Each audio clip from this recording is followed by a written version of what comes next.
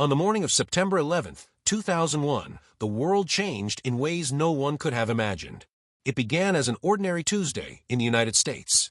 In New York City, commuters filled subways, students rushed to school, and office workers climbed the towers of the World Trade Center, unaware that history was about to shift. The sky was clear, the air calm, and the city alive with its usual energy. But by the end of that day, shock, grief, and uncertainty would ripple not only through America, but across the entire world. At 8:46 a.m., the peace of that morning was shattered when the first plane struck the North Tower of the World Trade Center. People looked up in disbelief, unsure if it was an accident. News networks broke into programming, showing live images of smoke pouring into the bright blue sky. As firefighters and first responders rushed into the building to rescue those trapped, the unthinkable happened. Just 17 minutes later, a second plane struck the South Tower. This moment made it clear to everyone, this was no accident. The United States was under attack.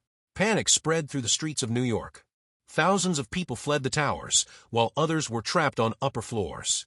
Across the nation, television screens replayed the horrifying images again and again, and a sense of fear gripped the entire country. Soon after, more tragedy unfolded. Another plane struck the Pentagon, the heart of America's military command, while a fourth plane, United Airlines Flight 93, crashed into a field in Pennsylvania after brave passengers fought to stop it from reaching its intended target. By 10 a.m., the unimaginable became reality. The South Tower collapsed, sending a massive cloud of dust and debris across lower Manhattan. Just half an hour later, the North Tower followed. In less than 2 hours, the proud twin towers that once defined the New York skyline had been reduced to rubble. Thousands of lives were lost, and countless families were forever changed. The scale of the devastation stunned the world. For those who lived through it, the memories remain etched in their minds, the sound of sirens, the sight of ash covering the streets, the cries of those searching for loved ones. It was a day of confusion, heartbreak, and unanswered questions. Who had carried out such a coordinated attack? Why had it happened? And what would happen next? In the hours following the attacks, the United States found itself in shock. Air traffic across the country was grounded, leaving skies eerily empty for the first time in modern history. Emergency crews worked tirelessly in New York and Washington, searching through debris and trying to save survivors. Families desperately called loved ones, hoping for answers. News anchors spoke in hushed tones, unsure of how to even describe what the nation had just witnessed.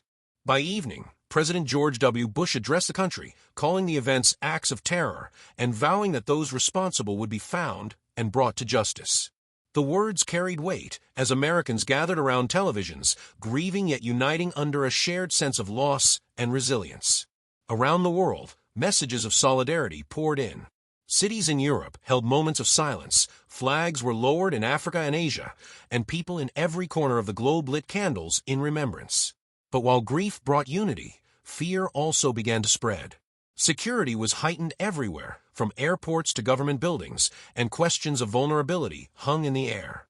How could such an event take place in the world's most powerful nation? Where had the intelligence system failed? These questions would shape policies for decades to come.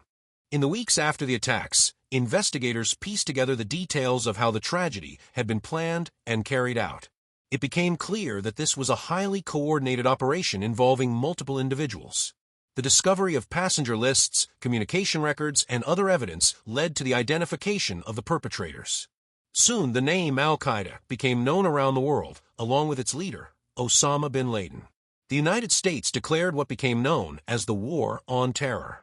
Within a month, American and Allied forces launched operations in Afghanistan, targeting Al-Qaeda's bases and the Taliban government that harbored them. The campaign was swift and decisive in its early stages, but it marked the beginning of a conflict that would last for decades, reshaping global politics. At home, life also changed dramatically. The Department of Homeland Security was created, airport security was transformed, and surveillance systems expanded. Ordinary Americans now faced body scans, baggage checks, and increased scrutiny while traveling. Everyday life carried a new sense of caution, as the memory of September 11th never truly faded.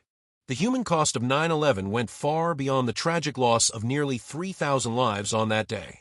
Thousands more were injured, and first responders who had rushed into the towers later suffered long-term health effects from the toxic dust and debris.